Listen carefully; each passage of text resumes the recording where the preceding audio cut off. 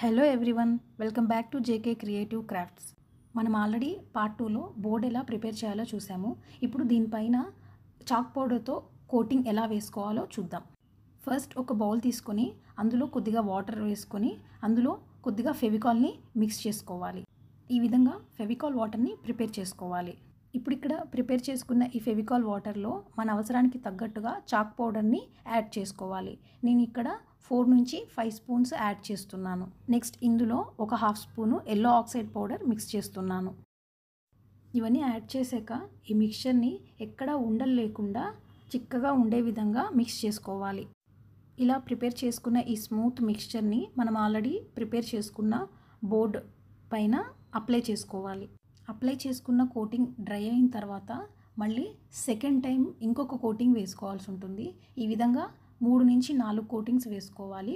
నేను 4 కోటింగ్స్ వేస్తున్నాను. ఇప్పుడు ఫస్ట్ వేసిన కోటింగ్ డ్రై అయిపోయింది.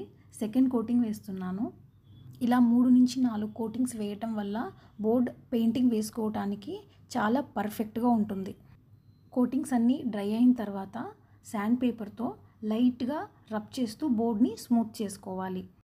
శాండ్ పేపర్తో గట్టిగా అస్సలు రబ్ చేయకూడదండి.